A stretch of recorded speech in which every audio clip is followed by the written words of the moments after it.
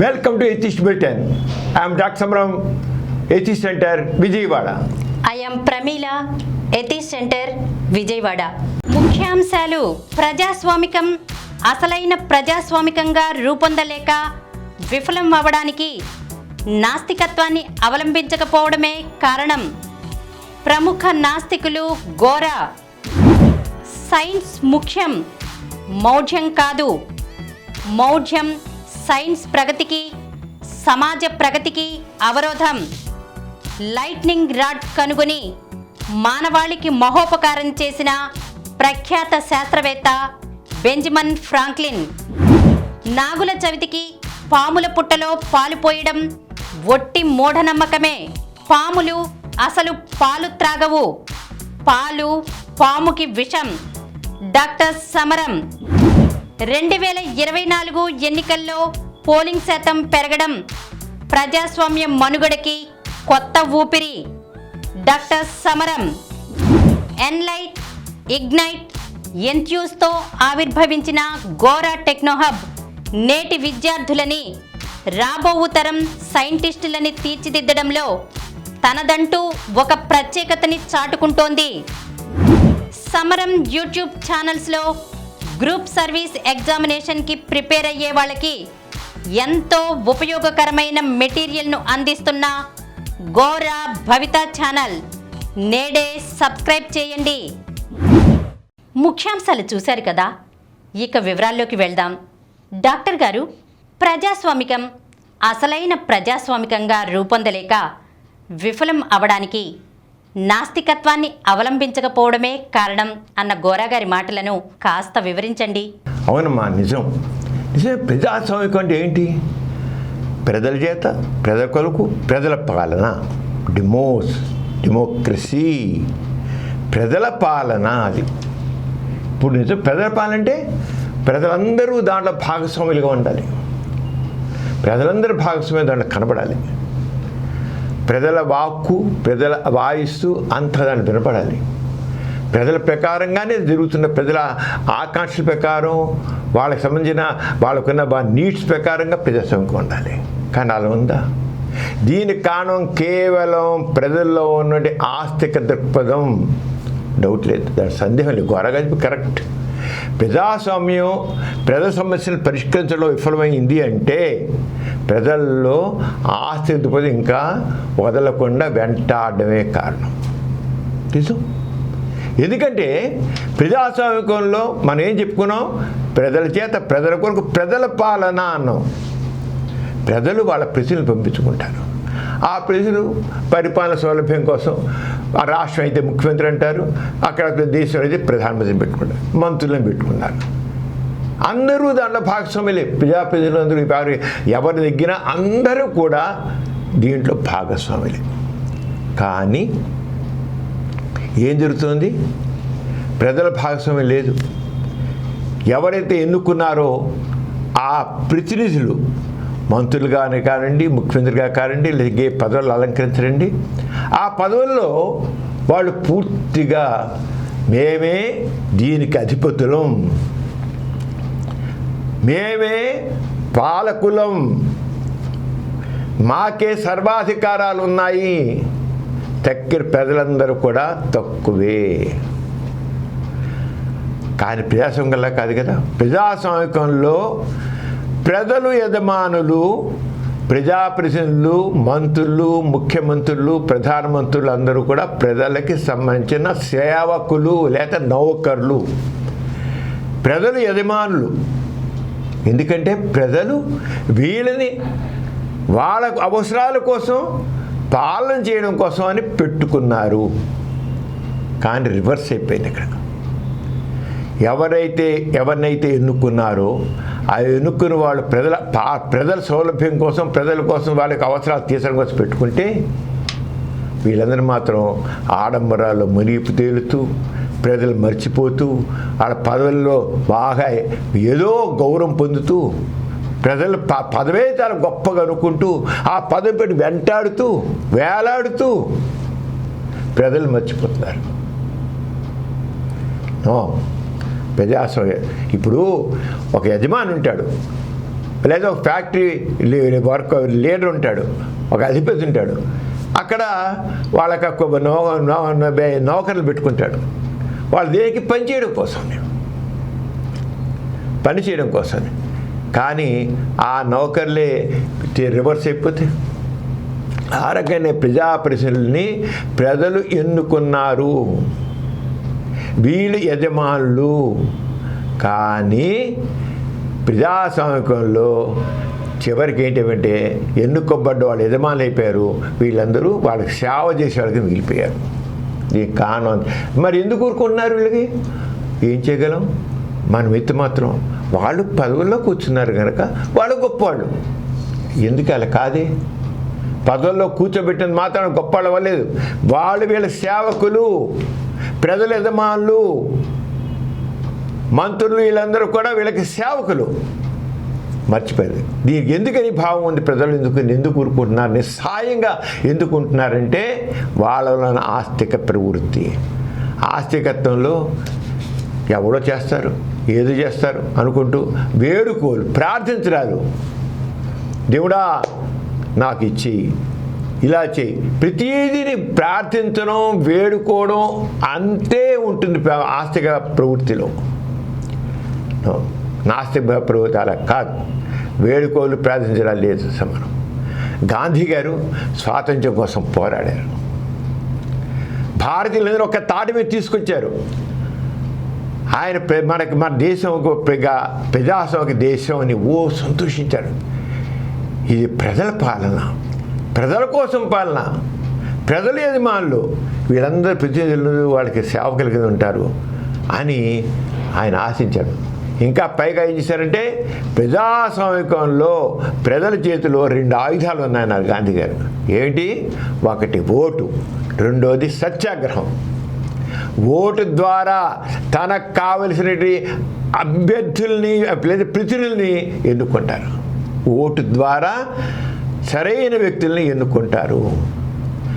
ఆ వ్యక్తులు సరైన పాలన చేయకపోతే సత్యాగ్రహం చేస్తారు. దిగుపో, పనికిరావు, నువ్వు పనికిరావు, అసలు దిగిపో, ఇంకోళ్ళు ఎన్నుకుంటాం. సత్యాగ్రహం. గాంధీ గారు 2 ప్రజాస్వామ్యంలో ఓటర్లకి ప్రజలకి 2 ఆయుధాలు ఇచ్చాడు. ఒకటి ఓటు, 2 సత్యాగ్రహం. పైగా ప్రజాస్వామికం చేసే దేనికోసమని? ప్రజాస్వామికం అనేది ఆర్థిక స్వాతంత్ర్యం కోసం, రాజకీయ సమానత్వం కోసం, అలాగే అభివృద్ధి కోసం. దీంట్లో రాజకీయ సమర్థం ప్రతి ఒక్కరి వయోజనులు, ప్రతి ఒక్కరికి ధనిక పేద తేడా లేకుండా ప్రతి ఒక్కరికి ఓటు హక్కు ఉండాలి. అందరూ వీళ్ళు వాళ్ళ తేడా లేదు. డబ్బున్నవాడు, డబ్బు లేనివాడు, చదువుకున్నాడు, చదువుకోలేదు, ఇలాంటిదేం లేదు. వాడు నిరుపేద, వాడు కూలేవాడు అనే లేదు. ఒక ధనవంతుడికి ఏ ఓటు ఉందో ఒక ఓటు అదే పౌరు ఆ పూలివాడు అన్నవాడు కూడా సేమ్. రాజకీయ సమానత్వం ప్రజాస్వామికంలో అందరు ప్రజలు ఒక్కటే. రెండోది ఆర్థిక స్వాతంత్ర్యం. ప్రజలందరికీ ప్రజల పాలన, ప్రజల కోసం ప్రజల పాలన కనుక ప్రజలందరికీ ఆర్థిక సమానత్వం, అందరికీ సమానమైన అవకాశాలు, సమాన సౌఖ్యాలు ఉండాలని గాంధీ గారు సాధించారు. అలాగే అంతేకాకుండా అభివృద్ధి. వాళ్ళు ఎవరినైతే ఎన్నుకున్నారో, ప్రజలుగా ఎన్నుకున్నారో, అభివృద్ధి కార్యక్రమం చేసి ఒక ఇండస్ట్రీ, ఒక ఫ్యాక్టరీ పెడతాడు. ఒక జిల్లా, ఒక రాష్ట్రం అనుకోవడం, ప్రతి జిల్లాకి ఒక పరిశ్రమ. ఆ పరిశ్రమ ద్వారా కొంతమందికి ఉద్యోగాలు వస్తాయి. ఆ పరిశ్రమతో పక్కన ఆర్టిలరీ వారి అనుబంధంగా ఉండే పరిశ్రమలు వస్తాయి, చిన్న చిన్న పరిశ్రమ. అందరికీ అక్కడ ప్రతి జిల్లాలోనూ ప్రతి వాళ్ళకి అక్కడ వాళ్ళకి పరిశ్రమ పెడితే పరిశ్రమలు పనిచేయడానికి, ఆ పరిశ్రమలతో పాటు ఆక్సిలరీ ఇండస్ట్రీస్ అక్కడ చేసే దాంట్లో పనిచేసే వాళ్ళకి అందరికీ ఒకే రకం సంపద వస్తుంది. అభివృద్ధి ఎప్పుడు వస్తుంది? ప్రతి జిల్లాను ఒక పరిశ్రమ పెట్టాలి. ఇప్పుడు ఆంధ్రప్రదేశ్లో 26 జిల్లాలు ఉన్నాయి. 26 జిల్లాలకి 26 పరిశ్రమలు వస్తాయి. అక్కడ అనుభవం అవుతాయి. అందరికీ సమానమైనటువంటి ఇది ఉంటుంది. అందరికీ సమానమైన అవకాశాలు, ఆర్థిక అవకాశాలు, సామాజిక అవకాశాలు అన్నీ వస్తాయి. ఆ రకంగా ప్రతి ఒక్కరికి అన్ని రకాలుగా కూడా వాళ్ళకి అన్ని సంపన్న అందరూ హ్యాపీగా ఉంటారు. గాంధీ గారు చెప్పినది అభివృద్ధి, రాజకీయ సమానత్వం, ఆర్థిక సమానత్వం, అలాగే అభివృద్ధి.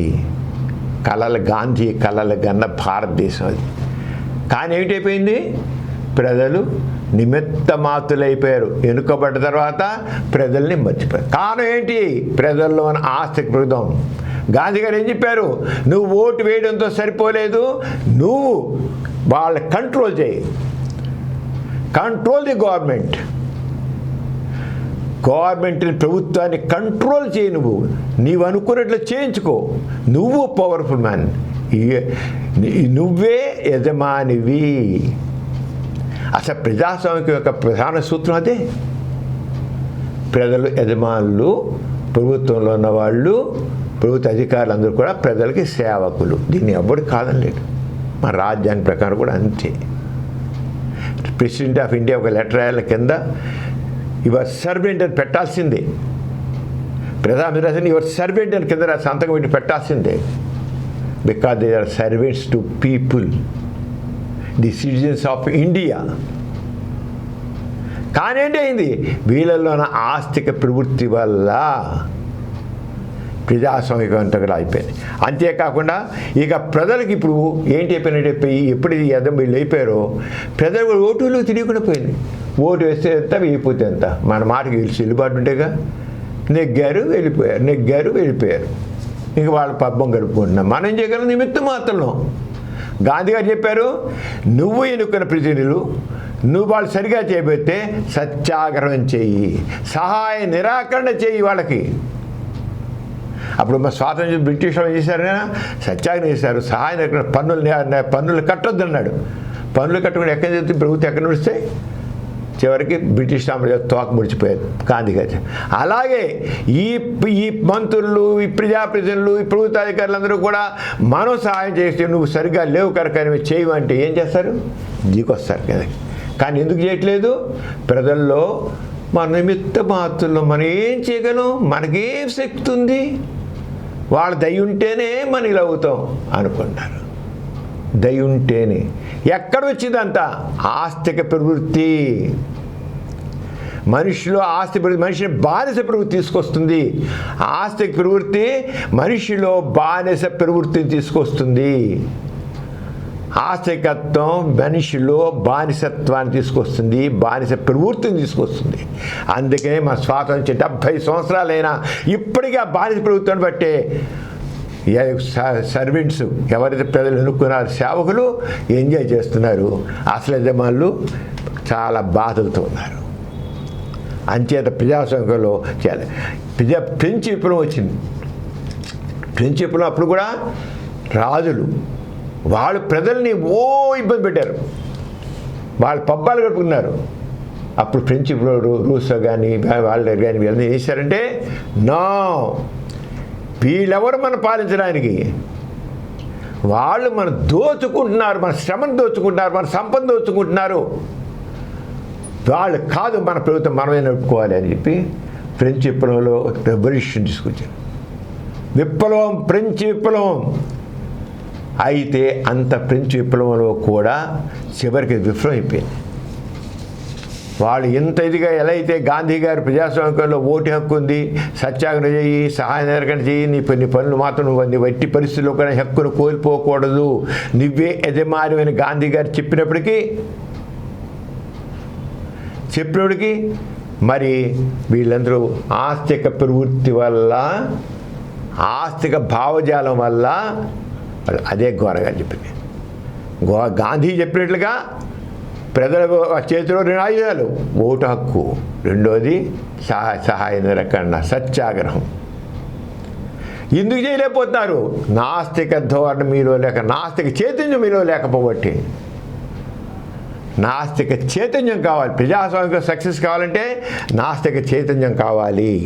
అంచేత అక్కడ ఏం చెప్పిన మళ్ళీ దీంట్లో ఈ వచ్చేకల్లా వాళ్ళు పెంచిపురంలో చివరికి మళ్ళీ వెనక్కి వెళ్ళిపోయారు. ఎందుకని?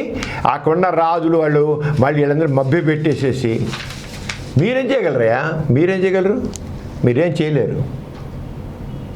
మీకేం బాల్యం విరిగి మీకేం తెలుసు? చేసేది మేము చేసే సత్తా దేవుడు మమ్మల్ని పాలించమని పంపించాడు. మీరేం చేయగలరు? మీకే శక్తి ఉంది, మీకే జ్ఞానం ఉంది, మాకు జ్ఞానం అని చెప్పేసి మళ్ళీ అంత ప్రిన్సిపల్ మరి రివర్స్ అయిపోయింది. ఎందుకు అయిపోయింది?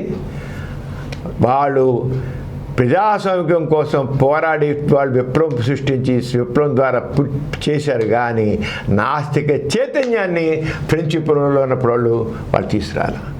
నాస్తిక చైతన్యం లేకపోబట్టే ఫ్రెంచ్ విఫలమైంది. సరే, మళ్ళీ అందుకుని వేరే విషయం. కానీ ఏమిటైంది? నాస్తిక చైతన్యం రివర్స్ అయింది మళ్ళీ. అలాగే భారతదేశంలో ఇప్పటికీ ఇంకా జాగ్రత్త ప్రజలు ఇంకా అందరూ అంత బానిసపడుతూ లేరు కనుక ప్రజాస్వామ్యం బతుకుతూ వచ్చింది 70 సంవత్సరాల. ఇక మరి రేపు 48కి మరి 47కి 100 సంవత్సరాలు పూర్తవుతుంది 2047కి. అప్పటికైనా ప్రజలు చైతన్యం కావాలి, చైతన్యం రావాలి. ఈ చైతన్యం వస్తేనే, ఆ చైతన్యం ఎలా వస్తుంది? నాస్తిక చైతన్యం ద్వారానే వస్తుంది. గోరగారు చెప్పింది ఏంటి? ప్రజాస్వామ్యంలో ఓటు అనేది మా పెద్ద ఆయుధం ప్రజలతో. గాంధీ గారు చెప్పింది, గోరగారు కూడా చెప్పారు. ప్రజల చేతులు ఆయుధం ఓటు, సత్యాగ్రహం, దానితోడు నాస్తిక చైతన్యం. నువ్వే అధిపతివి, మ్యాన్ ఈజ్ సుప్రీం. వరగా చెప్పిన man is supreme. Man is supreme అంటే నువ్వే వ్యక్తే సర్వస్వతంత్రుడు, సర్వస్వేచ్ఛావంతుడు. ఆ రంగా చేస్తేనే అవుతాయి. అందుకనే మనకు కావాల్సినంటే ఇవి వరగా చెప్పిన చివరికి ఇలా ఇంతే కాదు, ప్రజల్లో చైతన్యం రావాలి, ఓటు విలువ తెలుసుకోవాలి. అలాగే గాంధీ గారు చెప్పినట్టుగా సత్యాగ్రహం, సహాయ నిరాకరణ, పన్నుల నిరాకరణ ఇవన్నీ రావాలి. అలా దాంతో రిఫరెండ్ ఇనిషియేటివ్ ప్రజాస్వామ్యం ఇంకా బాగా కావాలంటే నాస్తికం రావాలి. రీకాల్, మేము ఎదుర్కొంటాం, పని చేయకపోతే పిలిచిపారాడు, వెనక్కి రా, నువ్వు పనికిరావు. మెజార్టీ వాళ్ళు డిమాండ్ చేస్తారు, ఈ వేస్ట్ ఫెలో, నువ్వు నిజంగా నీకు ఇచ్చిన బాధ్యత చేయలేకపోతున్నావు. యజమాని ఏం చేస్తాడు? తన కింద నౌకరిని ఎవరైనా చేస్తే పని చేసిన పనికిరావు, మానే పనిలోంచి అంటాడు. ఆ రంగాన్ని ఇక్కడ ప్రజలు కూడా వాళ్ళు ఎన్నుకున్న ప్రతినిధుల్ని పని చేయకుండా వాళ్ళ విలాసాల్లో ఉంటూ ప్రజలు మర్చిపోయినట్లయితే నిన్ను ఎన్నుకుని దేనికోసం, నువ్వు చేస్తుంది ఏంటో అనుకున్నావు. ఇంత ఇన్ఎఫిషియెంట్ ఫీల్, పనికిరావు, కమ్ డౌన్, వచ్చేసాయి. రీకాల్, అలా రిఫరెండం. అలాగే వాళ్ళు పెట్టాలంటే ఒక దీంట్లో పార్లమెంట్లో కానీ అసెంబ్లీలో కానీ కొన్ని బిల్లులు పెడతారు. బిల్లులు పెడితే ఆ బిల్లులు పెట్టిన రిఫరెండం వీళ్ళు పెంచి వీళ్ళు కూడా ప్రజాభిప్రాయం చేస్తూ వాటి ఒకరు సరిగ్గా లేకపోతే నో, ఈ బిల్లు పనికిరాదు, మేము చెప్తున్నాం ఈ బిల్లు ఇలా చేయండి అని ప్రజల వైపు నుంచి పోరాటాలతో ఆ రంగా అభిప్రాయం చెప్పాలి. ఆ బిల్లుల్ని తిరస్కరించేది ఉండాలి. ప్రజలందరూ నో అంటే ఇంట్రడ్యూస్ చేసే బిల్లుని, స్వార్థంతో పెట్టిన బిల్లుని ఉపసంహరించుకోవాలి, చట్టాలు ఉపసంహరించుకోవాలి. అంతే, మాకు అధికారం ఉందిగా, మాకు పూర్తి మెజార్టీ ఉందిగా, మేము ఏ అధికారం చేయగలం అనుకుంటే మాత్రం అంతకంటే స్టూపిడ్నెస్ ఉండదు. ప్రజలే యజమానులు, పవర్ఫుల్. అంచేత ఆ రీకాల్ రిఫరెండ్ ఇనిషియేటివ్ అనేది ఆయన తీసుకొచ్చారు గోరగారు చెప్పిన. అలాగే తర్వాత ఇప్పుడు ఏదైతే ప్రస్తుతానికి పార్టీలు ఉన్నాయి, పార్టీల పరంగా బాగానే ఎన్నుకుంటారు. ఆయన ఎన్నికైన తర్వాత గోరగారు చేసే పార్టీలు వాళ్ళు చెబుతున్నారు, సరే అన్ని పార్టీలు అంటే పోవు ఎందుకంటే ఉన్నాయి. ఎన్నుకున్న తర్వాత అందరూ ప్రజాప్రతినిధులే,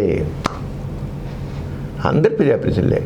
అంచేత ఒక చీఫ్ మినిస్టర్ ఎన్నుకోవాలన్నా, ఒక ప్రైమ్ మినిస్టర్ ఎన్నుకోవాలన్నా, ఎన్నుకోబడిన ప్రజాప్రతినిధులు అందరూ ఏ పార్టీ వాళ్ళైనా సరే అందరు కలిసి ముఖ్యమంత్రిని ఎన్నుకోవాలి, అందరు కలిసి ఒక మంత్రిని పెట్టుకోవాలి, అందరూ కలిసి ఏ బిల్లు అయినా అందరు కలిసి మాట్లాడాలి. వరగా చాలా స్పష్టమైపోయారు. ప్రజాస్వామ్యం ప్రజల పాలన, ఇది ఏదో ఒక XYZ వాడి పాలన కాదు, ప్రజల పాలన, ప్రజల కోసం పాలన. ఫలానా వ్యక్తి ఎక్స్, వాడు సీఎం, వీడు ఇదంటే కుదరదు. ప్రజల కోసం ప్రజల పాలన, ప్రజల చేత ఇది. అంచేత ఆ రంగా చేయాలి మరి అంచే ఇప్పుడు అంటాడు ఇప్పుడు మన ప్రైమ్ మినిస్టర్ ఏమన్నా ఇటు నేనున్నాను అటెవరు అంటాడు.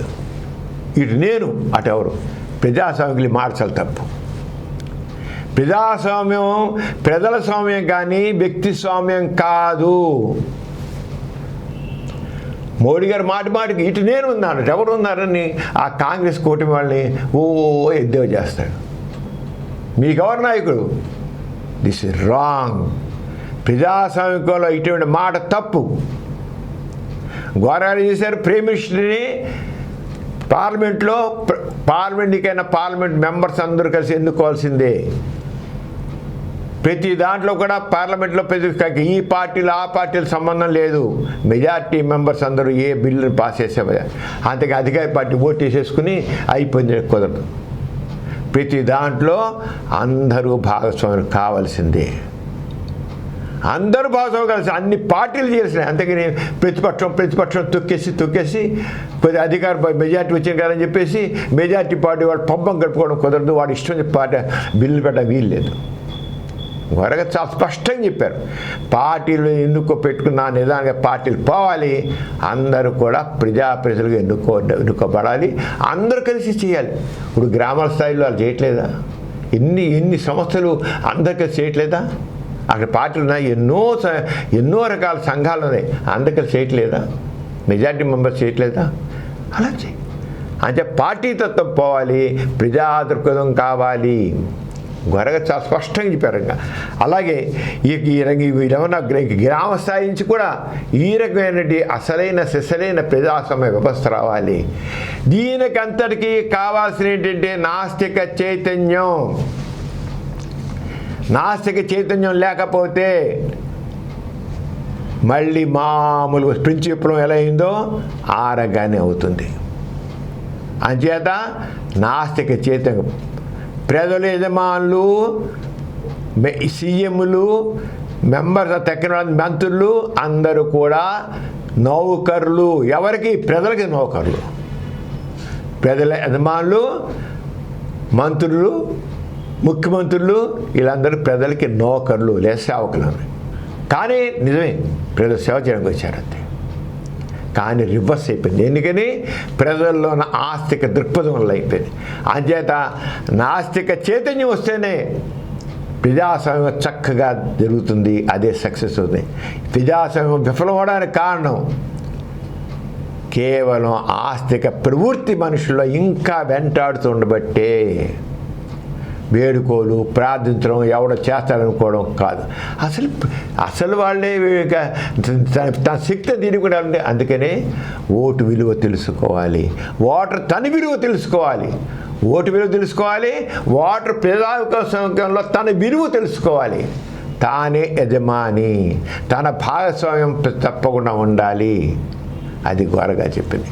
అంచేత ప్రజాస్వామ్యం సక్సెస్ అవ్వాలంటే నాస్తిక చైతన్యమే కావాలి. నాస్తిక చైతన్యం వచ్చినప్పుడే అసలైన ప్రజాస్వామ్యం వస్తుంది.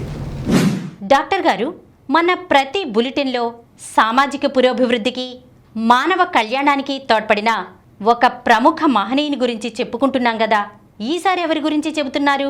ప్రేమేళ, ఇప్పుడు చూస్తాను, నువ్వు పెద్ద బిల్డింగ్లు చూస్తే పైన ఒక రాడ్ కనబడుతుంటుంది.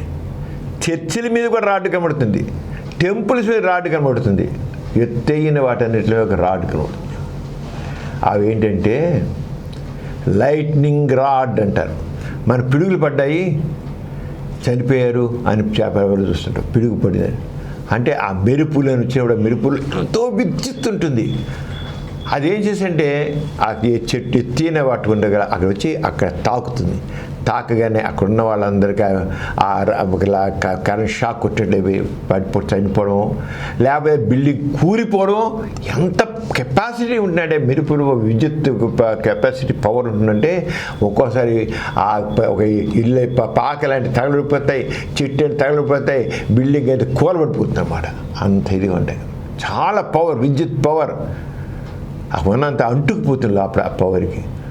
అలాంటి దాన్ని నివారించడానికి, ప్రొటెక్ట్ చేయడానికి బెంజమిన్ ఫ్రాంక్లిన్ అది పేరు చిరస్థాయిగా నిలబడిపోయింది. బెంజమిన్ ఫ్రాంక్లిన్ అయిన లైట్నింగ్ రాడ్ అని దాన్ని కనిపెట్టాడు. ఈ లైట్నింగ్ రాడ్ కనిపెడితే నిజంగా ఎంతో ప్రయోజనం ఉంది జరుపుతుంది అందరూ. ఆ ప్రయోజనం పొంది అప్పుడు ఆయన కనిపెట్టినప్పుడు అక్కడ ఈ క్రైస్తవ మత గురులు గగ్గోలు పెట్టేశారు. అరే, ఆయన కనుక్కున్న లైట్నింగ్ రాడ్ పెద్ద పెద్ద భవనాల్ని పెద్ద ఉన్నాల్ని అందరినీ ప్రొటెక్ట్ చేయడం కోసం, మానవాళ్ళని రక్షించడం కోసం, ఈ పిడుగుల నుంచి మెరుపుల నుంచి రక్షించడం కోసం ఆయన చేస్తే, నువ్వు నాస్తికుడివి, దేవుడికి నువ్వు వ్యతిరేకం, నువ్వు సైతానివి అని అన్నాడు బెంజమిన్ ఫ్రాంక్లిన్. నువ్వు నాస్తికుడివి, సైతానివి, నువ్వు దేవుడు ఆ పిడుగుల్ని సృష్టించేది దేనికంటే పాపుల్ని శిక్షించడం కోసం, అట. అసలు ఎంత మత మౌఢ్యం అంటే చూసుకో. అరే, చచ్చిపోతున్నారని ఏడవకుండా పాపుల్ని అసలే క్రైస్తవ మత ప్రకారంగా మానవ పుట్టుక పాపం చేసే మానవ పుట్టుక అని అంటారు. పాపం చేయబడ్డవాడే మానవ పుట్టుక పుడుతుంది అని చేస్తే ఏ పాపి, ఏ దుర్మార్గుడా అని మాట్లాడతారు. ఓ దుష్టుడా, మానవుడంతే. అంచేత వాళ్ళు వేశారు, ఈ పాపులను రక్షించు కొరకు ఆ దేవుడు ఆ పిడుగుని పంపించి నాశనం చేస్తే, నువ్వు ఆ లైట్నింగ్ రాడ్ కనిపెట్టి దీన్ని దేవునికి వ్యతిరేకముగా చేసిన, దేవుని వాక్యముకు వ్యతిరేకము. ఎంత మౌఢ్యం అంటే అంటారు కదా, అంత మౌఢ్యం. ఆయన పంచమ చాలా ఇబ్బంది చేశాడు.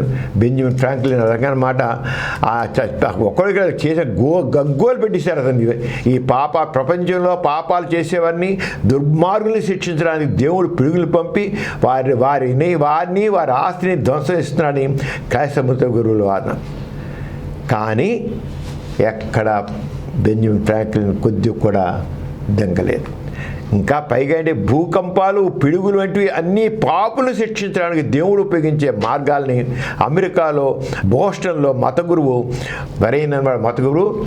అసలు ఈ పిడుగుల్ని ఇవి రెండు కూడా అందుకోసం చేశాడని, దేవుని కోపం వచ్చి కొన్ని ప్రాంతాలు భూకంపాలు మరింత పెంచాడని మత గురువు అయిన బ్రైన్ తన ఆజ్ఞాన్ని ఆక్రోషంగా ఈయన చేయబట్టి, ఈ లైటింగ్ రాక్ చేయబట్టి పెరిగిపోయాయంట భూకంపాలను, ఈ పిడుగులు పడిపోవడం. చూడు, అంటే అక్కడ మామూలు రొటీనే. కానీ బెంజమిన్ ఫ్రాంక్లిన్ లైటింగ్ రాడ్ కనిపెట్టబట్టి దానివల్ల ఆయన ప్రొటెక్ట్ చేస్తున్నాడు కనుక, పాపులను శిక్షించుటకు సరైన అవకాశం లేకుండా పోయింది కనుక, దేవుని వాక్యమునకు అతను వ్యతిరేకంగా ఉండిన కనుక అతను శిక్షించుటకు అతన్నే చేయలేక భూకంపాలని, పిడుగులని మరి సృష్టించి నాశనం చేస్తున్నారట.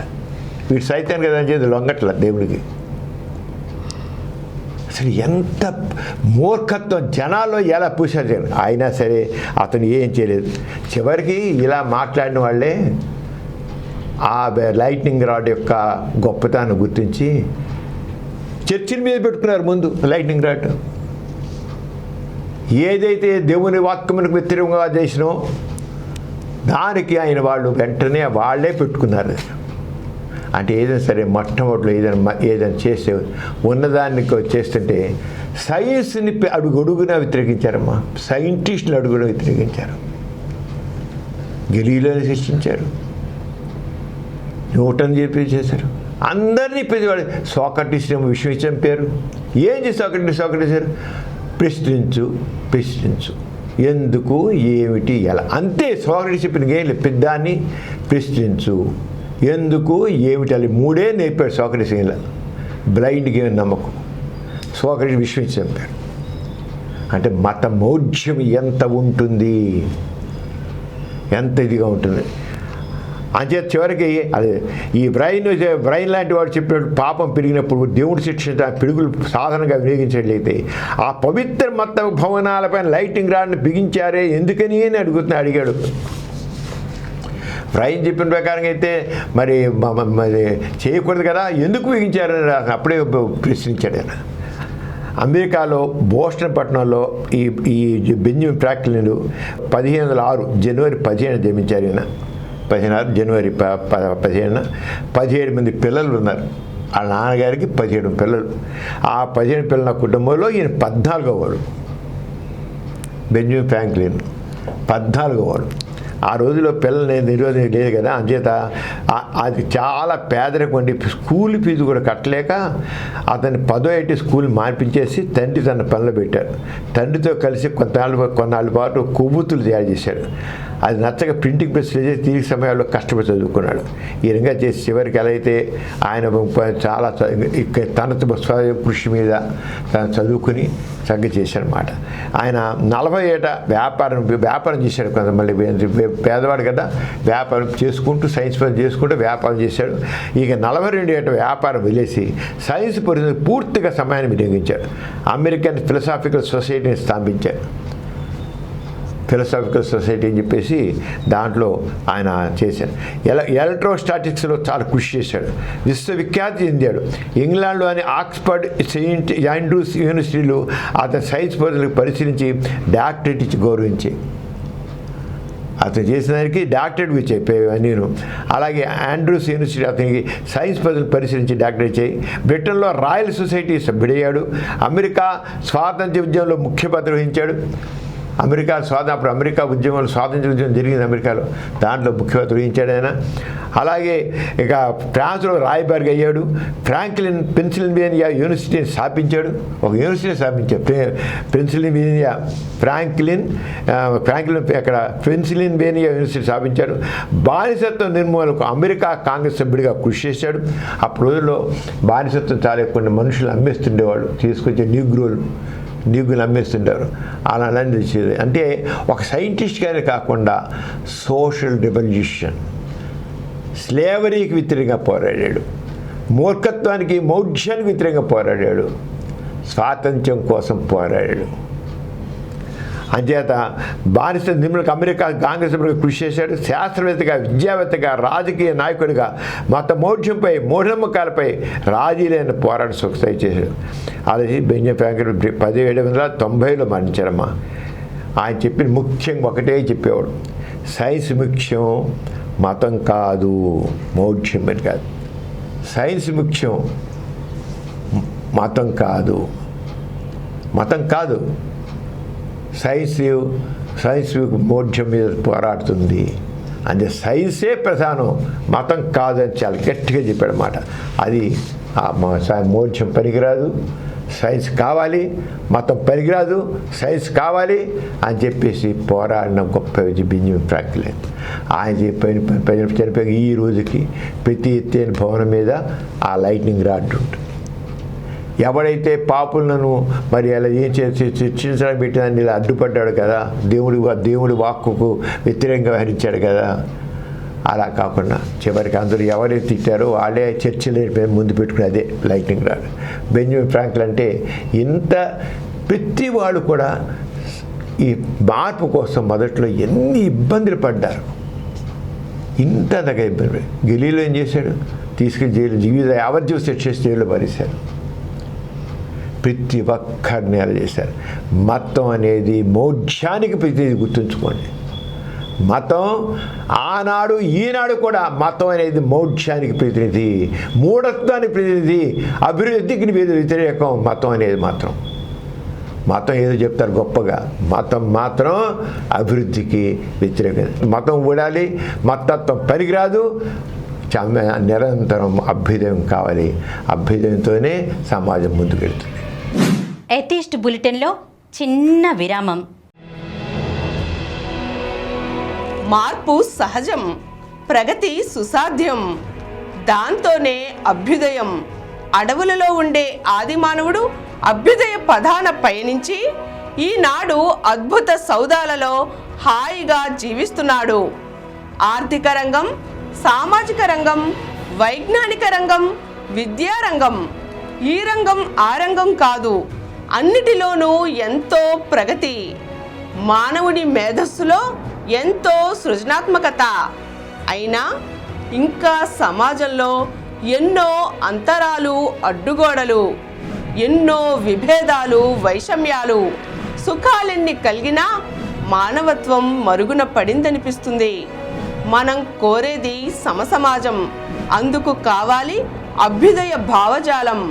దానిని అందించేదే డాక్టర్ సమరం మల్టీ ఛానల్ నెట్వర్క్ వారి గోరా ప్రగతి ఛానల్ మీ ఆలోచనలకు పదును పెడుతుంది, మీ హృదయానికి ఆర్ద్రత చేకూరుస్తుంది. సామాజిక స్పృహతో, సామాజిక బాధ్యతతో మనిషిని మనీషిగా తీర్చిదిద్దుతుంది. ఇంకెందుకు ఆలస్యం, గోరా ప్రగతి ఛానల్కు సబ్స్క్రైబ్ చేయండి. ఎథీస్ట్ బులెటిన్కి తిరిగి స్వాగతం. డాక్టర్ గారు, నాగుల చవితికి మంచి జరుగుతుందన్న ఆశతో పుట్టలో పాలు పోస్తారు కదా, నిజంగా పాము వీరు పోసిన పాలు తాగుతుందా? ఈ విషయం గురించి మీరేమంటారు? ప్రిమిల, నాగుల చవితికి పాలు పోయడం, పుట్టలో పాలు చెప్పాలంటే ఒక ఫార్స్ అంటాను నేను. పట్టణాల్లో చూస్తాను చాలా విచిత్రంగా, ఎంత ఫార్స్ వర్డ్ ఎందుకు యూస్ చేశారంటే, పట్టణాల్లో కూడా చాలామంది పాలు పోయంటారు, లేడీస్ వెళ్తారు, ఫ్యామిలీ మెంబర్స్ వెళ్తారు. మరి పాముల పుట్లు పట్టణాల్లో చాలా చోట్ల ఉండవు, అంతా పాష్గా ఉంటుంది. ఎక్కడ పాముల పుట్ట మంచి మంచి లొకాలిటీస్లో పాముల పుట్లు ఉండవు, ఒక కాలనీలో తీసుకుంటే ఎక్కడ ఉండవు. మరి ఎలా పాముల పుట్ల పాలు పోయాలి? పాముల పుట్లో పోస్తేనే వాళ్ళకి అన్ని రకాల సౌఖ్యాలు వస్తాయి, జబ్బులు పోతాయి, చెవులు చింపు జబ్బు పోతుంది, ఇంకా శుభాలు కలుగుతాయి, ఇవన్నీ కావాలి. ఎలా? అందుకోసం చేస్తారంటే మట్టితో పాముల పుట్ల తీసి కన్నాలు పెడతారు, కన్నాలు పెట్టి దాంట్లో పాలు పోస్తారు. ఆహా, పాముల పుట్ల పాలు పోసాం అని సంతోషం. వాడికి ఫాస్ట్ కాకపోతే ఏంటి? పట్టణాల్లో జరుగుతుంది, కానీ చేయాలి కనుక ఏదో చేయాలి కనుక చేస్తారన్నమాట. సరే, అది అలా ఉంటే మరి పల్లెటూళ్ళల్లో చిన్న చిన్న పట్టణాల్లో వాటిలో చేస్తారు. పాపం వెళ్ళి చదివి పాము, అక్కడ కూడా పాము నిజంగా ఉంటే అలా పైకి వచ్చిందా పరుగు ఎక్కడ, అందుకని పాము పెట్టుకొచ్చింది, నోటి తిరిగి పోద్దాం అని పోయారు, పారిపోతారు. నీకు ఎందుకు పారిపోస్తున్నట్లు వాళ్ళు? ఒకటి మాట చూస్తున్నానమ్మా, అసలు పాము పాలు తాగదు. పాలు తాగేవి అంటే మ్యామల్ జాతి చెందిన జంతువులు. ఏదంటే మామూలుగా మనకి ఏముంటాయి, మేకలు ఉంటాయి, గేదెలు ఉంటాయి, పిల్లులు ఉంటాయి, కుక్కలు ఉంటాయి, మనుషులు ఉంటారు. ఇవన్నీ మ్యామల్ జాతి అంటాం. ఇవేంటంటే అవి పిల్లలు పుడతాడికి, ఆ పిల్లలకి అవి పాలు పడతాయి అంతే కదా. గేదె పాలిస్తుంది, మేక పాలిస్తుంది, పిల్లి పాలిస్తుంది, కుక్క పాలిస్తుంది, మనుషులు పాలిస్తారు, పాలు తాగడానికి. ఆ పాలు తాగడానికి ఒక విషయం తెలుసుకోవాలమ్మా, మన శరీరంలో దాదాపు 13,000 ఎంజైమ్స్ ఉన్నాయి. ఎంజైమ్స్ మన శరీరంలో రకరకాలంటి పనులు జరుగుతుంది. వాటి వల్ల మనం అన్నం తిన్నాం, అన్నం తింటే నోట్లో అన్నం పెట్టుకోగానే నోట్లో లాలాజలం వస్తుంది, లాలాజలంలో ఎంజైమ్ ఉంటుంది, అలా కడుపులోకి వెళ్తుంది. కడుపులో కూడా ఎంజైమ్స్ ఉంటాయి. మనం తీసుకున్న ఆహారం ఆ చివరికి అది ఫ్యాట్స్ కింద, ప్రోటీన్స్ కింద, షుగర్ కింద డివైడ్ అయిపోతుంది. మనం తిన్న అన్నాన్ని అక్కడ ఎంజైమ్స్ అన్నీ కూడా డివైడ్ చేసేసి మన రైసు, ఈ పిండి పదార్థాలన్నీ ఎలా మారిపోతాయి? ఎంజైమ్స్ ద్వారా షుగర్ కింద మారిపోతాయి. కొవ్వు పదార్థాలన్నీ కూడా ఫ్యాట్స్ కింద మారిపోతాయి. ఇవన్నీ అక్కడి నుంచి బ్లడ్ సర్కిల్ పెడతాయి.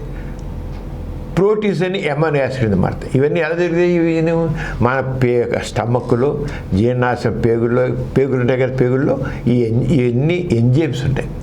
ఆ ఎంజైమ్స్ ద్వారా దొరుకుతాయి మనకి. అందుకని కొన్న పిల్లల్లో పుట్టిన పిల్లలు తల్లిపాలు ఇస్తే ఆ పిల్లలు పాలు తాగ్గానే పొట్ట ఉబ్బు వచ్చేసి ఏడుస్తారు, ఏడుస్తారు, పొట్ట ఉబ్బుకు వస్తుంది, వాంతులు కూడా అయిపోతాయి. అంటే వాళ్ళకి ఆ పాలని హరాయించుకునే ఎంజైమ్ వాళ్ళ పుట్టుకతోనే ల్యాకింగ్. మ్యామల్సే వాళ్ళు, మ్యామల్ జాతికి చెందిన మనుషులు కూడా అయినప్పుడు కూడా వాళ్ళ శరీరంలో, వాళ్ళ పేగుల్లో ఆ పాలని హరించుకునే ఎంజైమ్ లేదు, ఉండాలి మామూలుగా. లేకుండా జరుగుతాయి కదా, కొన్ని లేకుండా జరుగుతాయి. అది లేకుండా పుడితే లేదు. కొంతమంది మామూలు చూస్తాం, మా పాలు పడవండి అంటారు. తాగితే ఏమవుతుందంటే కడుపులో నిప్పు వస్తుందండి, వాంతి అయిపోతుంది, తిక్కగా అనిపిస్తుంది, భరించలేనండి, వాంతులు అయిపోయి విరోచనాలు అయిపోయి తప్ప నేను కుదటి పడినండి అంటే వాళ్ళకి పడదు. అంటే ఆ పాలన హరాయించుకునే శక్తి లేకపోతే బాడీ దాన్ని యాక్సెప్ట్ చేయక బయటికి నెట్టేస్తుంది ఏదో రూపంలో. విరోచనం అయిపోయి చూసో, వాంతి అయిపోయో తోసేస్తుంది. మనుషుల్లో కూడా అందరు పడిన వాళ్ళు. అందుకని ఆ పాలలో ఉన్నటువంటి లాక్టోజ్ని హరాయించుకునే ఎంజైమ్ లేదు. అంచేత ఒక్క మ్యామల్స్లోనే పాలని పాలకు సంబంధించిన పదార్థాలని ప్రోడక్ట్స్ని హరాయించుకునే ఎంజైమ్స్ మ్యామల్ జాతిలో ఉన్నాయి. పాము ఎందుకు? పాము మ్యామల్ జాతి కాదు. అంచేత పాములు పాలు తాగవు. పాలు తాగితే ఏమవుతుంది దాన్ని చెప్పింది చూ. ఎవరికైతే ఆ పాలని లాక్టోజ్కి సంబంధించిన ఎంజైమ్స్ దాని చేసిన ఎంజైమ్స్ లేకపోతే ఏ రకమైన బాధ వస్తుందో, పాము కూడా ఒకవేళ పాలు తాగితే అది కూడా చచ్చి కూర్చుంటే తల్ల కిందులుతుంది బతుకు.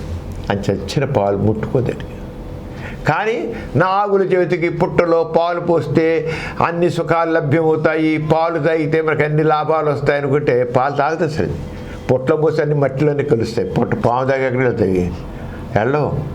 కానీ అసలు ఏ మాత్రం కూడా జ్ఞానం లేకుండా, ఆలోచన లేకుండా అసలు ఆ పని చేయడం ఏంటంటావు? ఆస్తికత్వం మనిషిని ఆలోచింపనివ్వదు. పోయి పోయి పోయి పోయి పోయి అసలు పాలు తాగుదా అనేది. పాములు పాలు తాగే జంతువు కాదు, ఆ జాతికి సంబంధించిన జంతువు కాదు, గుర్తుంచుకో. ఒకవేళ పాముని పట్టుకొచ్చి ఒక గిన్నెలో పోసి ఆ పాముని పెడితే చచ్చిన ముట్టుకోదు. ఎందుకు ముట్టుకోదు? ఇందాడు పిల్లవాడికి ఆ పాలను హరాయించుకుని ఎంజైమ్లు అయితే పిల్లవాడికి కడుపులో నిప్పించి తెల్ల కిందులు అవుతుందో, ఆరిన పాలు కూడా అది దానికి ఆ వాసనే గట్టుతుంది. పాముకి వాసనే గట్టింది. ఎందుకంటే తనకి ఎవర్షన్ దాని మీద. కొంతమంది పాములు ఏం చేస్తారంటే నాగులు చెబుతున్నాడు డబ్బుల కోసమని, వీళ్ళేమో పాము పాలు అయితే సుఖాలన్నీ వస్తాయి, ఆరోగ్యం బాగుపడుతుంది అనుకుని ఇళ్ళకి తీసుకొస్తాడు. పాములు బొట్టలు వేసుకుని దానికి తీసుకొచ్చే ముందు కొన్ని రోజుల ముందుంచి దానికి నీళ్ళు ఇవ్వడు, ఆహారం ఇవ్వడు, ఏమి ఇవ్వకుండా ఏం చేస్తారంటే ఆ పట్టుకొస్తే అది దాహంతో ఉంటుంది. నీళ్ళు ఇవ్వలేదు తాగడానికి, తినడానికి పెట్టలేదు. ఈ పాలు పెడితే ఒక్కసారి మాత్రం నాలుగు ఇలా ఉంటుంది. అమ్మ పాలు ముట్టుకుంది, మనకు అన్ని సుఖాలు వచ్చేస్తాయి వీళ్ళు అనుకోవచ్చు, అర్థం లేకుండా అనుకోవచ్చు. కానీ అది పెట్టిన తర్వాత దాని బతుకు ఏంటవుతుందంటే తల్లకి కుట్టుకుని విలువలు కుట్టుకుని చస్తుంది తర్వాత. లేకపోతే బతుకు చాలా దుర్భరంగా ఉంటుంది. అది ఎందుకు నాలుగు పెట్టింది? అక్కడ దాహం. ఆ దాహంతో అది అంటించింది, నాలుగు అంటించింది. కానీ దానికి పాలలో ఉన్నట్టు లాక్టోజ్ ఏం చేసింది? దాన్ని తలకిందు చేసింది, బతుకు తికమ్మక చేసి పరిచింది. అది ఎవరు చూడరు, దాన్ని బొట్టలు పెట్టేస్తారు కాడు. తర్వాత అది చూస్తుంది. వాడు డబ్బులు కావాలి వాడికి, అంతే. ఇది పోతే ఇంకా పాములు కొట్టుకుంటే వాడికేంటి? పాములు పుట్టుకునేవాడు పాములు పుట్టుకుని పెడతాడు బొట్టలో. అంచేత పాములు పాలు తాగే జంతువు కాదు. పాలు తాగితే అది చస్తుంది, లేదా విలవెల్లాడుతుంది, చాలా తన్నుకుంటుంది. ఎట్టి పరిస్థితి తాగిందని ఎవరైనా అంటే ఎలా తాగిందంటే పాములు వాడు ఆ డబ్బుల కోసం అని దాన్ని తీసుకుని కొన్ని రోజులు తరబడి దానికి నీళ్ళు ఇవ్వకుండా, ఏ ఆహారం ఇవ్వకుండా ఉంచితే ఆ ఆతురుతో పొరపాటున 4 సార్లు పెడుతుంది ఆ గిన్నెలో. తాగిన నాలుగు అంటిస్తుంది, దాని బతుకైపోయింది. అర్థమైనా? అంచేత పాములు పాలు తాగవు. తాగితే అవి దాని బతుకు గందరగోళం అవుతుంది, తల్ల కిందులు అవుతుంది, చచ్చిపోతుంది, అంతే. అంచేత పాములకి పాలు పోయడం అంతది అర్ధరహితం. అది కాకుండా పాములు పాలు పోయడం వల్ల జబ్బులేం పోవు. జబ్బులు పోండి డాక్టర్కి వెళ్ళాలి, డాక్టర్ పోస్తే పాములు పోస్తే జబ్బులేం వదలవు. పాములకి పాలు పోస్తే వీళ్ళకి సుఖాలేం రావు. ఇదంతా మౌఢ్యము, మూఢనమ్మకము. ఆస్తికత్వం మనిషిని ఎప్పుడు కూడా మూఢంగా ఉంచుతుంది, ఆలోచింపనివ్వదు. ఎందుకు, ఏమిటి, ఎలా అనేది ఆలోచింపనివ్వదు ఆస్తికత్వం ఎప్పుడు కూడా. అందుకనే పనికి అర్థం పర్థం లేని ఆచారాలు సాంప్రదాయాలు మనకున్నాయి. అర్థం లేదు, ప్రశ్నించరు, పరిశీలించరు, పరీక్షించరు. ఎవడో చెప్పాడు కనుక గుడ్డిగా ఫాలో. ఒక పందిని తీసుకొచ్చి అది ఆవంటే అంటూ వాడు మా మత గురువు అన్నాడుగా, పందిని ఆవంటే ఆవే, పందిని ఆవంటే ఆవని కొలిసిందే, అంతే. పంది ఏంటి ఆవేలా ఏందిరా అని అనుకోరు. ఆవుని తీసుకొచ్చి పంది అని చెప్తే పంది, మత గురు చెప్పే పంది. ప్రశ్నించే తత్వం మోఢ్యము, మూర్ఖత్వము. ఇది ఆస్తికత్వం.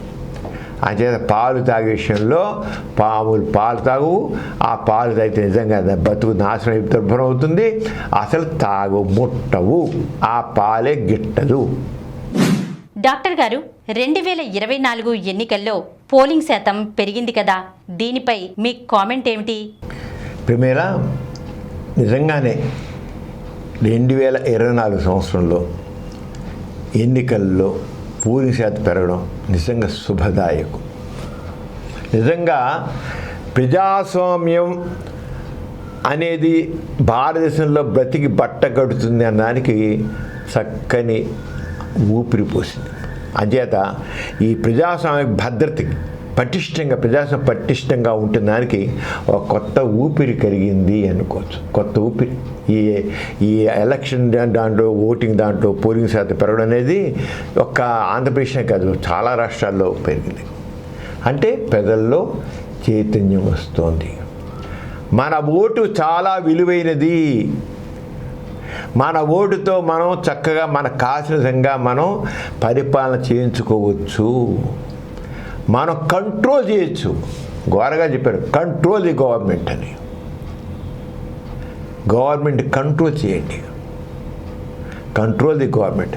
ఆ చైతన్యం ప్రజల్లో పూర్తిగా వచ్చిందని కానీ మొదలయ్యింది.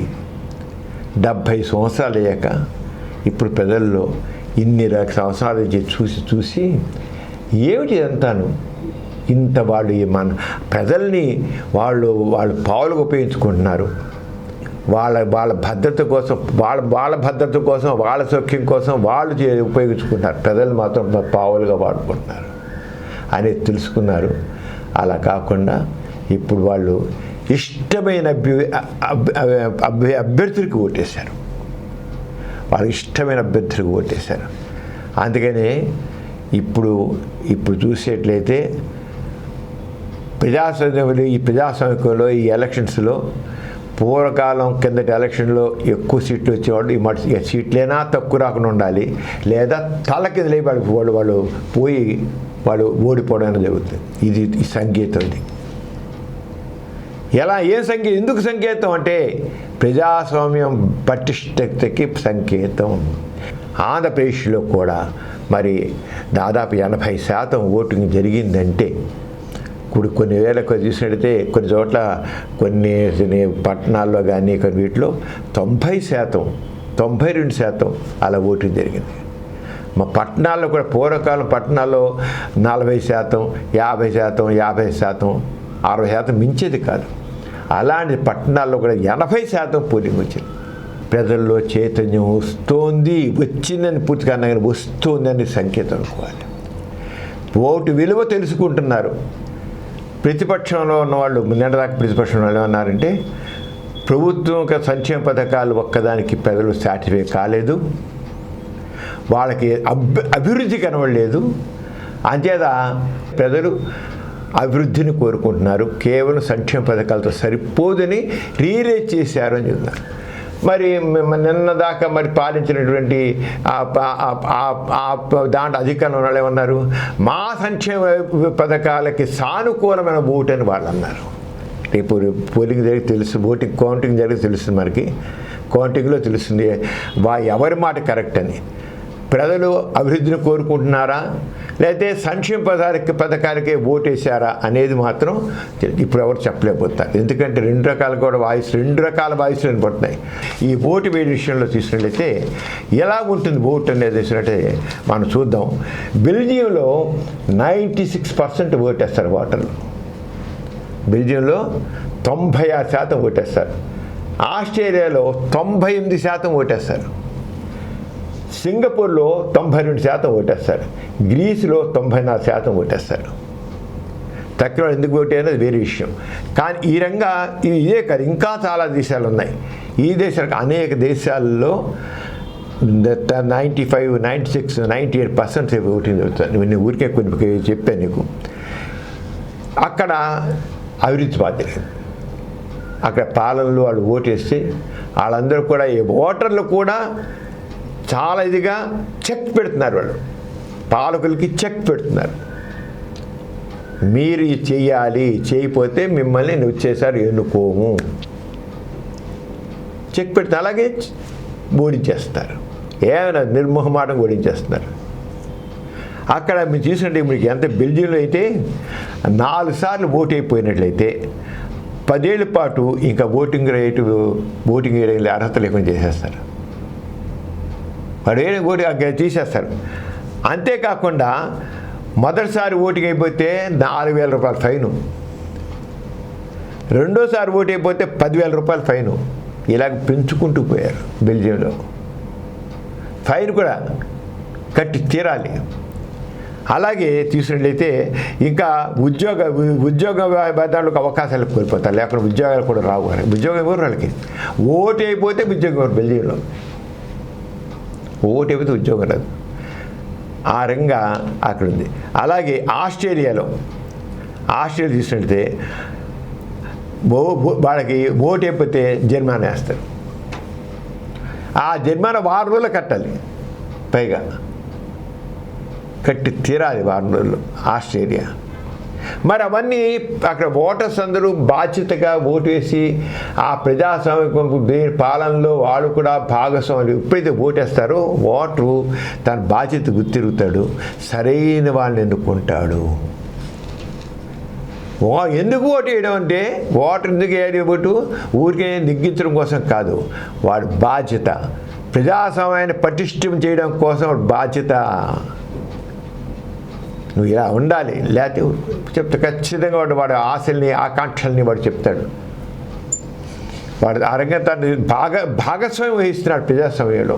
అంటే ఆస్ట్రేలియాలో 1 వారం రోజుల్లోకి కూడా జరిమానా వేస్తున్నారు. సింగపూర్ అయితే అసలు ఓటర్ జాబితా ఓటు అయితే ఓటర్ జాబితా పేరు తీసి పక్కన పారేస్తారు.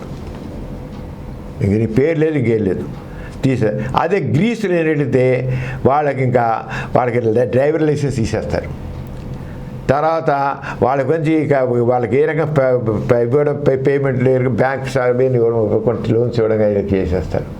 అసలు డ్రైవింగ్ లైసెన్స్ తీసాక అన్ని ప్రతి క్యాన్సిల్ చేసి పారేస్తారు. డ్రైవింగ్ లైసెన్స్ తీసాక వాళ్ళందరూ రోజు కారు లేని బతకలేరు వాళ్ళు. అంటే నీ ఊరికి నమూనాగా చెప్పాను ఎలాగ ప్రజాస్వామ్య తగ్గిన దేశాల్లో వాళ్ళు ఎంత ఇదిగా వాళ్ళ ఓటర్స్ని చేశారు. మన భారతదేశంలో అవసరం లేదు ఇలాగా పరిచయం జరుగుతున్నాయి. మరి ఇప్పుడు ఎంత 82%, 85% అలా ఓటు చేశారంటే 90% ఓటేశారంటే బాధ్యత గుర్తిస్తున్నారు. మన భారతదేశంలో ప్రజలు బాగా తిరిగి గుర్తిస్తారు. ఈసారి ఇది సంక్షేమ పథకాలకా ఓటు, అభివృద్ధికా ఓటు అన్న దాని మీద సాగుతుంది. నేను చెప్పేది ఏంటంటే ప్రజాస్వామ్యం మనుగడకి కావాల్సిన ఏంటంటే కేవలం సంక్షేమ పథకాలే కాదు, అభివృద్ధి కూడా కావాలి. సైమల్టేనియస్గా చూడాలి. ఎవరికి ఆ సంక్షేమ అవసరంతో తప్పకుండా ఇటువంటి కావాల్సిందే. ఎందుకంటే మన ప్రజాస్వామ్యం సంక్షేమ రాజ్యము, వెల్ఫేర్ సొసైటీ. వెల్ఫేర్ ప్రజల యొక్క సంక్షేమాన్ని చూసుకునేది సంక్షేమం అంటే అన్ని రకాలుగా అర్థం. యువకులకు ఉద్యోగాలు, పనిచేసే వాళ్ళకి పనిచేయడం, పరిశ్రమలు, ఇవన్నీ ఉన్నాయి. ఇండియా వెల్ఫేర్ స్టేట్ అంటే మన రాజ్యాంగం ప్రకారంగా పథకాలు ఒకటే కాదు, అన్నీ కావాలి. డాక్టర్ గారు, ఎన్లైట్, ఇగ్నైట్, ఎన్థ్యూజ్ మోటోగా ఏర్పడిన గోరా టెక్నోహబ్ ప్రధాన ఉద్దేశం ఏంటి? ఇది ఎలా ఉండబోతోందంటారు? ప్రిమిలా నాస్తి కేంద్రంలో గోరా సైన్స్ సెంటర్ ఉందని తెలుసు. గత 60 సంవత్సరాలుగా నాస్తి కేంద్రంలో, విజయవాడ నాస్తి కేంద్రంలో ఏటా పెద్ద సైన్స్ ఫేర్స్ మనం నిర్వహిస్తున్నాం.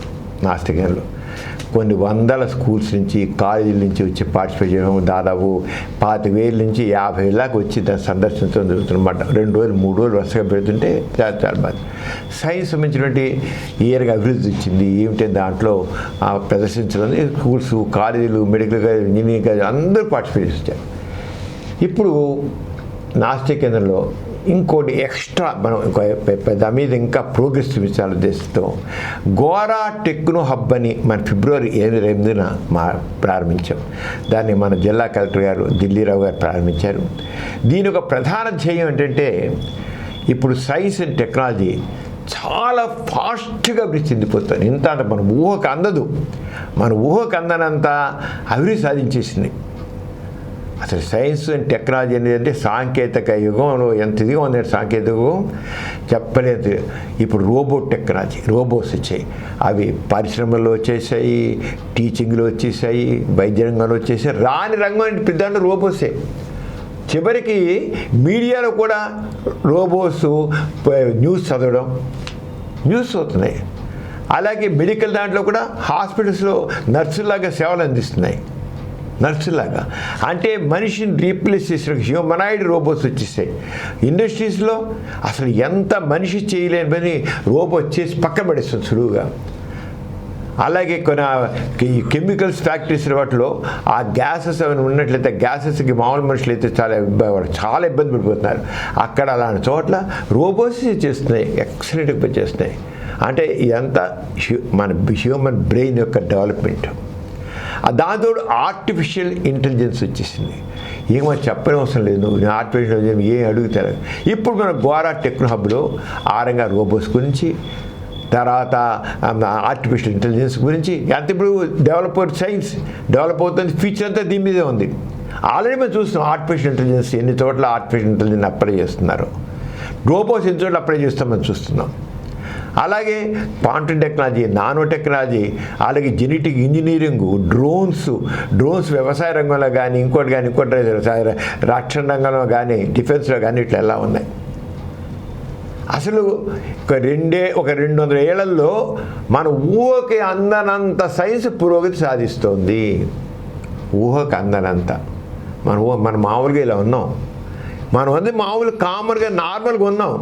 కానీ మనం ఉన్నది మన అండర్స్టాండింగ్కి మనకు ఉన్నదానికి కొన్ని వేల రెట్లు సైన్స్ అభివృద్ధి చెందిపోతుంది. అది తెలుసుకోసం అవసరం అంతేనండి. దానికోసమని గోరా టెక్నో హబ్ని పెట్టి ఏదైతే బాగా అడ్వాన్స్ అయిపోయిందో అత్యాధునిక సాంకేతిక విజ్ఞానాన్ని గోరా టెక్నో హబ్లో ప్రదర్శించడం జరుగుతుంది.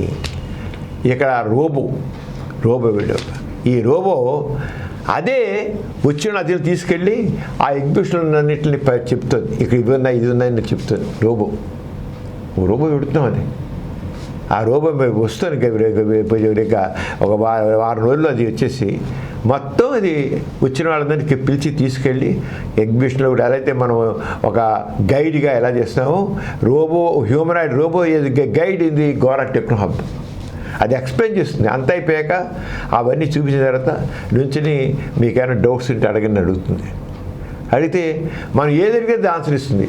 ఎక్కడి నుంచి ఇచ్చిన ఆన్సర్ ఆర్టిఫిషియల్ ఇంటెలిజెన్స్ ద్వారా అది ఆన్సర్ ఇస్తుంది అన్నమాట. అంత ఇదిగా మనం పెట్టాం. ఇక్కడ మనం ఏదో వింటున్నాం, ఏదో ఈ టెక్నాలజీ అడ్వాన్స్మెంట్ ఇండస్ట్రీలో ఉంది, అక్కడ ఉంది కదా. ఇక్కడ మన కళ్ళ ముందు ఒక రోబో ఒక గైడ్ కింద ఉండి అన్నీ ఎక్స్ప్లెయిన్ చేస్తూ అది తర్వాత మనం అడిగిన డౌట్స్కి అది క్లారిఫై చేస్తుంది. అంటే దీని ప్రధాన ఉద్దేశం గోరా టెక్నో హబ్ని ఏదో ఎంటర్టైన్మెంట్ కాదు, ఇది కాదు. మరి యూత్ ఎవరైతే ఇప్పుడు సైన్స్ చదువుతున్నారో, ఎవరైతే యూత్ ఉన్నారో వాళ్ళని స్టిమ్యులేట్ చేయాలి. అందుకనే మన థీమ్ ఏంటి, ఎన్లైట్ అంటే నాలెడ్జ్ ఇవ్వాలి, ఎడ్యుకేట్ చేయడం. దేని గురించి ఎడ్యుకేట్ చేయడం, ఈ డెవలప్డ్ సైన్స్ అండ్ టెక్నాలజీని ఎడ్యుకేట్ చేయడం. తర్వాత ఇగ్నైట్, వాళ్ళల్లో మనం ఎలా అవ్వాలి, ఈ సైన్స్ని మనం కూడా సైంటిస్టులుగా మారాలి అని ఒక ప్రేరణ, ఇగ్నైట్, వాళ్ళలో ఒక లైట్, వాళ్ళలో స్టిమ్యులేట్ చేయడం. ఎంథూస్, వాళ్ళ రకంగా తయారు చేయడం. ఈ సైన్స్ రాబో తరం ఉందే, ఆ తరానికి సంబంధించిన సైంటిస్ట్గా తయారు చేయాలి. మామూలుగా ఏదో ఇంజనీర్, ఏదో సాఫ్ట్వేర్ ఇంజనీర్ లాగానో ఒక మెకానిక్ ఇంజనీరు అలా కాదు. ఏదైతే అడ్వాన్స్డ్ సైన్స్ డెవలప్ అవుతుందో, టెక్నాలజీ డెవలప్ అవుతుందో దాని తగ్గంగా మనుషులను స్టిమ్యులేట్ చేసి, ఇగ్నైట్ చేసి, ఎంతో చేసి యూత్ను తయారు చేయాలనే ఒక ఉద్దేశంతో గోరా టెక్నో హబ్ స్థాపించబడింది. అలాగే ఇక్కడ ఇక మరి మన ఇప్పుడు ఇస్రో గురించి వాడు చదువుతున్నాం, అక్కడ రాకెట్లు ఎగరేస్తున్నారని. ఆ రాకెట్లు ఎగరేసి ఎంతమంది మనకి ఎన్ని సాటిలైట్స్ చూస్తున్నాం, ఇవన్నీ ఏమిటి, వీటికి సంబంధించిన మొత్తం నాలెడ్జ్ అంతా ఎగిపెట్టాం. మొత్తం నాలెడ్జ్ గోరా టెక్నో హబ్లో ఉన్నాయి. అలాగే 2300 సంవత్సరంలో 2004 సంవత్సరాల్లో ఏ రంగా ఉంటుంది సైన్సు, అప్పుడు మనుషులు ఎలా ఉంటారు, చంద్రమండలోకి వెళ్ళి విహారయాత్ర చేసి వస్తారా, లేదా ఇంకో గ్రహంలోకి వెళ్ళి వస్తారా, వెళ్ళి రావడానికి ఎలా ఉపయోగిస్తారు? ఆ ఫ్యూచర్ ఆ విజన్ని ప్రవేశపెడుతున్నాం. కేవలం ఏదో అభూత కల్పనలు కాదు, అడ్వాన్స్డ్ సైన్స్ని పిల్లలకి యూత్కి అర్థం చెప్పాలని పెట్టాం. అలాగే ఇక్కడ ఇంటరాక్షన్ సెక్షన్స్ పెడుతున్నాం. సైంటిస్టులతో ముఖాముఖిలు, డైరెక్ట్ జూమ్లు వచ్చేసాయి కదా, జూమ్ ద్వారా సైంటిస్టుల ముఖాముఖిలు పెట్టాలని. అలాగే ఇక్కడ గోరా సెంటర్లో నాస్తిక కేంద్రంలో సెమినార్స్, ఇంటరాక్టివ్ సెషన్స్, థాట్ ప్రోవింగ్గా చేయడం, కొన్ని ఎక్స్పెరిమెంట్ చేయించడం అలా చేద్దాం. అలాగే ఎవరైనా రీసెర్చ్ స్కాలర్స్ వస్తే ఇక్కడ కూర్చొని రీసెర్చ్ చేయడానికి అవకాశం.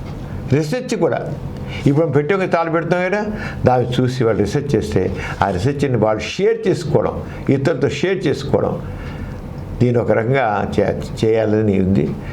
దాంతో ఎంచేత దాన్ని మన దీని ప్రకారం ఎన్లైట్, ఇగ్నైట్, ఎంథూజ్ ఆ మోటో, ఈ గోరా టెక్నో హబ్కు మోటో. ఇది మామూలుగా ఏదో సరదాగా కోసం అలా కాదు, ఎంటర్టైన్మెంట్ కోసం కాదు, కేవలం నాలెడ్జ్ షేరింగ్, నాలెడ్జ్ ఇవ్వడం కోసం పెట్టాము, ఎడ్యుకేట్ చేయడం కోసం పెట్టాము, ఇన్స్పైర్ చేయడం కోసం పెట్టాము. రాబో తరంకి సంబంధించిన ఆ సైన్స్ సంబంధించిన, ఆ సాంకేతిక విజ్ఞానం సంబంధించిన, సైన్స్ అండ్ టెక్నాలజీ సంబంధించిన వాళ్ళని తయారు చేయడం కోసం. శ్రీశ్రీ అంటాడు, కొంతమంది కుర్రవాళ్ళు బామ్మగారు తాతగారు భావాలకి దాసులు అంటాడు. కానీ కొంతమంది కుర్రవాళ్ళు రాబో తరం దూతలు, పావన నవజీవన బృందావన నిర్మాతలు అంటాడు. మనం రాబో తరం దూతలు ఆరగానే ఇక్కడ పిల్లల్ని ఎలా చేయాలంటే రాబో తరంలో ఉన్న సైన్స్కి ఏ రంగా సైన్స్ రాబోతుందో ఆ సైన్స్కి సంబంధించిన ప్రతినిధుల్ని, సైంటిస్టుల్ని, శాస్త్రవేత్తల్ని తయారు చేయాలని ధ్యేయంతో గోరా టెక్నో హబ్ ప్రారంభపడింది. ఆ రంగాన్ని దీంట్లో పెడుతున్నాము. చాలామంది శాస్త్రవేత్తలు దీంట్లో ఉన్నారు, ఇప్పుడు ఇన్వాల్వ్ ఉన్నారు, వాళ్ళు ఇన్వాల్వ్ చేస్తున్నారు. ఇంకా మంది శాస్త్రవేత్తలు దీంట్లో జాయిన్ అవుతారు చేసి ఈ గోరా టెక్నో హబ్కు సంబంధించిన ఏదైతే ధ్యేయం ఉందో, ఎల్లైట్, ఇగ్నైట్, ఎంథూజ్ అనేది మోటో ఉందో దాన్ని ముందుకు తీసుకెళ్ళి యూత్ని తయారు చేసి ఒక బాధ్యతగా, ఒక పౌరులుగా చేసి భారతదేశాన్ని భవ్యమైన భారతదేశంగా తీర్చిదిద్దాలని. మనం ఎక్కడో పోయి అమెరికా పోయో, ఇంగ్లాండ్ పోయో, ఆస్ట్రేలియా పోయో కాదు, మన దేశాన్ని సంబంధించి చేసుకోవాలి. వాళ్ళు మన దగ్గర రావాలి, మన వాళ్ళ దగ్గరికి వెళ్ళడం కాదు. They have to come to ఇక. అందుకని ఎప్పుడు వస్తుంది? ప్రజాస్వామ్యంలో ఓటర్ల బాధ్యతగా ఉండి ఓటేసి కంట్రోల్ ది గవర్నమెంట్ అని చెప్పి వాళ్ళు అనుకూలంగా ఎప్పుడు చేయగలుగుతారో ఓటు ద్వారా. ఎప్పుడైతే మన ప్రజాస్వామ్యంలో ఒక డెవలప్మెంట్ సంబంధించిన సరైన వస్తుందో, కేవలం సంక్షేమాలే కాదు, డెవలప్మెంట్ సంబంధించిన ఎప్పుడు వస్తుందో, దేశాన్ని పారిశ్రామికంగా కానీ సైన్స్ ప్రకారం కానీ అన్ని రకాలుగా కూడా అభివృద్ధి చేసి ప్రతి వాళ్ళకి దాని అంగాలు. ఇప్పుడు ఎందుకు వెళ్ళిపోతారు అమెరికా, ఎందుకు కెనడా వెళ్ళిపోతున్నారు, ఎందుకు ఆస్ట్రేలియా వెళ్ళిపోతున్నారు? ఇక అవకాశాలు లేకుంటున్నారు. ఒక సైన్స్ ఒక దాంట్లో బాగా డెవలప్ అవ్వాలనుకుంటే ఏమి అవకాశాలు ఏముంది? డెవలప్మెంట్ ఏముంది ఇక్కడ? రీసెర్చ్ అండ్ డెవలప్మెంట్ ఏముంది ఇక్కడ? ఏం లేదంటారు. యూత్ ఎవరైనా సైతే మొక్కంటారు. ఎందుకు మా దేశం వదిలి వెళ్ళాలని లేదు మాకు. యూత్ ఏమన్నా మాకు దేశం వదిలి వెళ్ళాలని లేదు, అమ్మా నాన్న వదిలి వెళ్ళాలని లేదు. కానీ మాకు లోపల నుండి ఆ ఎంతూజియాజం వల్ల, చెయ్యాలని ఒక తపన వల్ల మేము ఆ దేశాలు వెళుతున్నాం. అదే ఇక్కడ మనం చేద్దాం, క్రియేట్ చేద్దాం. అదే ధ్యేయం ఇక్కడ క్రియేట్ చేద్దాం. ఇక్కడ ప్రభుత్వాలు ఈ రకమైన సైన్స్ అండ్ టెక్నాలజీ సంబంధించిన వరకు ఉన్నారు, మాకు ఎందుకు లేరు, మనకు ఉన్నాయి. దానిని ఇంకా పెంచాలి, విస్తృతం చేయాలి. అది ప్రభుత్వం ద్వారా జరగాలి. దానికి ఎప్పుడైతే మనం ఇలాంటివి పెడతామో ఆలోచన ధోరణి మారుతుంది. ప్రజల్లో కూడా ఆ రకంగా ఆలోచన ధోరణి రావాలి. అంతేగాని ఏదో జరిగిపోతుంది, తినేస్తున్నాం కదా, బట్ట దొరికింది, కట్టుకోవడం బట్ట ఉంది, ఉండడానికి ఇల్లు ఉంది, తినడానికి తిండి ఉంది కదా, కాదు. అంతేకాదు, మనిషి ఇంకా ఇంకా ఇంకా ఇంకా చాలా డెవలప్ అవ్వాలి. దానికోసం గోరా టెక్నో హబ్ మన భారతదేశాన్ని కూడా భవ్యమైన భారతదేశం తీర్చిదిద్దాం. శాస్త్ర సాంకేతిక రంగాల్లో కూడా మనం కూడా నెంబర్ 1గా ఉందాం. అందుకోసమే గోరా టెక్నో హబ్. ప్రిమేర వాళ్ళు చాలా విషయాలు తీసుకున్నాము. మన యూట్యూబ్ ఛానల్స్ అసలు ఇక గోరా టెక్నో హబ్ గురించి కానీ ఇవన్నీ యూట్యూబ్స్ అని చెబుతున్నాం. అలాగే మనకి సమరం ఛానల్స్లో 20 యూట్యూబ్ ఛానల్స్ ఉన్నాయి. మన యాప్ ఉంది కదా, సమరం ఛానల్స్ అనే యాప్ ఉంది. సమరం ఛానల్స్ అనే యాప్ని డౌన్లోడ్ చేసుకుంటే గూగుల్ ప్లే స్టోర్లోకి వెళ్ళి సమరం ఛానల్స్ అని టైప్ చేస్తే 20 ఆ యాప్ డౌన్లోడ్ అయిపోతుంది. 20 యూట్యూబ్ ఛానల్స్ దిగిపోతాయి. కేవలం సింపుల్గా సమరం ఛానల్స్ గూగుల్ ప్లే స్టోర్గా తీసుకోవడం అంతే. చాలా సింపుల్ కదా. మన వాళ్ళు చేస్తే 20 మరి ఎన్ని 20 యూట్యూబ్ మరి దాదాపు 20 కోట్ల వ్యూస్ వచ్చేప్పటికి. దాంట్లో మనకి రకరకాల ఇప్పుడు ఎథిస్ట్ బులెటిన్ ఉంది, ఎథిస్ట్ బులెటిన్. ఈ బులెటిన్లో మనం గురించి చెప్తున్నాం. అలాగే గోరా భవిత ఛానల్ ఉంది. ఆ భవిత ఛానల్లో యూత్ సంబంధించిన చాలా విషయాలు, ఎడ్యుకేషన్ సంబంధించిన చెప్తాం. ఇప్పుడు గోరా భవిత ఛానల్ కూడా చాలా స్టూడెంట్స్కి అలాగే కాంపిటేటివ్ ఎగ్జామినేషన్ ప్రిపేర్ చేయ వాళ్ళకి ఎక్సలెంట్గా హెల్ప్ చేస్తుంది. గుర్తిస్తున్నాను, చాలా ఇంకా తెలియట్లేదు, తెలుసుకోండి. గోరా భవిత ఛానల్ స్టూడెంట్స్కి ఎంతో హెల్పింగ్ హ్యాండ్ లాగా ఉంది. అందులో ముఖ్యంగా సివిల్ సర్వీసెస్కి వెళ్ళేవాళ్ళు, పబ్లిక్ సర్వీస్ ఎగ్జామ్స్కి వెళ్ళేవాళ్ళు, గ్రూప్ సర్వీస్కి వెళ్ళే వాళ్ళకి కావలసిన మెటీరియల్ ప్రొఫెసర్స్ చేత ఇప్పిస్తున్నాం. ప్రొఫెసర్స్ చేత దాంట్లో సివిల్ సర్వీస్కి వెళ్ళే వాళ్ళకి, గ్రూప్ సర్వీస్కి వెళ్ళే వాళ్ళకి మొత్తం ఎంతో ఉంది. మీకు చదివితే వాళ్ళ ఎంత కావాలంటే అంత మ్యాటర్ వస్తుంది. ఇంత అంతగా అందరూ ప్రొఫెసర్సే. ప్రొఫెసర్లు స్కాలర్లీగా ప్రజెంట్ చేస్తున్నారు మ్యాటర్ అంతా. అది చేస్తే అసలు వాళ్ళు ఆ గ్రూప్ సర్వీస్లోను పబ్లిక్ సర్వీస్లోను వాళ్ళు నిజంగా వాళ్ళు సక్సెస్ సొంతం చేసుకుంటారు. అంతే కోరేదంటే మన సమరం ఛానల్స్లో గోరా భవిత ఛానల్, ఈ భవిత అనేది యూత్ ఛానల్. యూత్ అంటే స్టూడెంట్స్ సంబంధించిన ఛానల్. దీంట్లో యూత్ సంబంధించి స్టూడెంట్స్ సంబంధించి కావాల్సిన మెటీరియల్ ఇస్తున్నాం. ఇంత అంతా కాదు, ఇంకా ముందు ప్లాన్ చేస్తే ఇంకా వస్తాయి. ఆయన కోరేదంటే ప్రతి స్టూడెంటు, ప్రతి యూత్ గోరా భవిత ఛానల్ ఎంత మెటీరియల్ ఇస్తున్నాడు జస్ట్ ఒకసారి దాన్ని చూడండి. సబ్స్క్రైబ్ చేసి ఓపెన్ చేసి చూడండి. ఎంత మ్యాటర్ తెలుస్తుంది, ఎంత ఉపయోగకరం తెలుస్తుంది. మనకి ఎన్నో ఛానల్స్ ఉన్నాయి, రకరకాలు ఉన్నాయి. చిన్నారి ఛానల్ ఉంది, చిన్నపిల్లకి ఎంత చక్కని మోరల్ స్టోరీస్ చెప్తున్నాం. అలాగే మగవ ఛానల్, లేడీస్ సంబంధించి ఎన్ని చెప్తున్నాం. అలాగా ఇదేదే కాదు, గోరా ప్రగతి ఛానల్ ఉంది.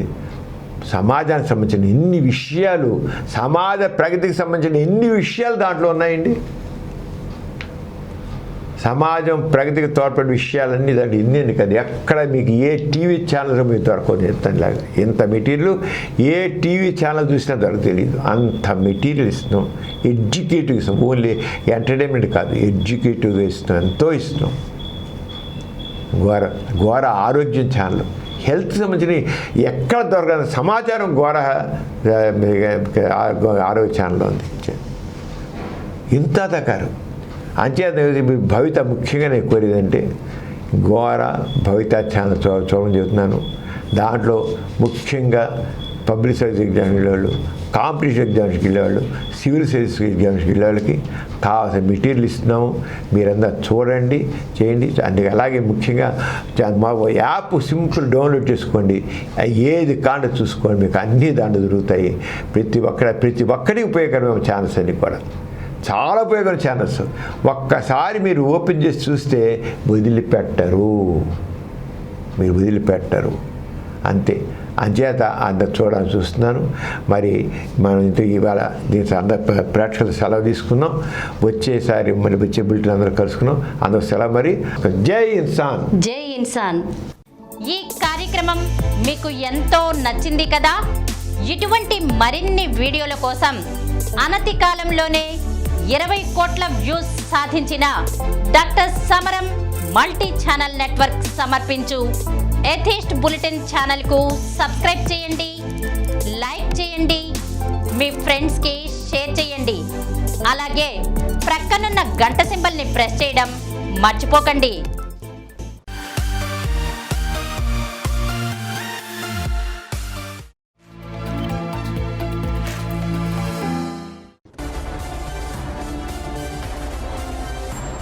Please download Samaram Channels app from Google Play Store and watch your favorite channels. Click the bell icon and subscribe to the channels.